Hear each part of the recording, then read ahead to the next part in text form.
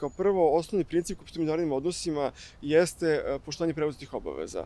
Dakle, međunarodni poredak počiva na tome da sve članice međunarodne zajednice preuzimaju obaveze i onda poštuju obaveze da te obaveze sprovedu.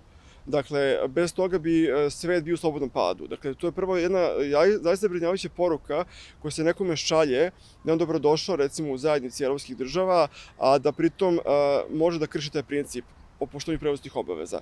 To je prva stvar. Druga stvar je što ti sporazumi o kojima se priča, oni su ne samo obaveze koje proizlaze iz dijaloga, već su deo unutrašnjeg pravnog poretka Kosova.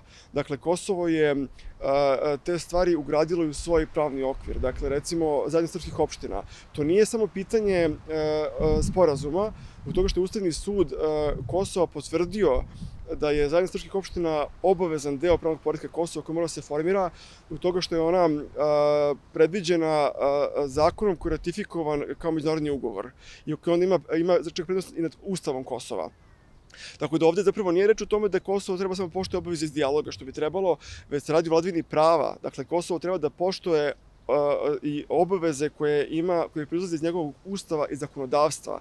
I zapravo se sad tu šalje poruka Kosovu i to, da ono ne mora da poštuje vladavinu prava uopšte, ne mora da poštuje sopstveni ustav i presudu Ustavnog suda.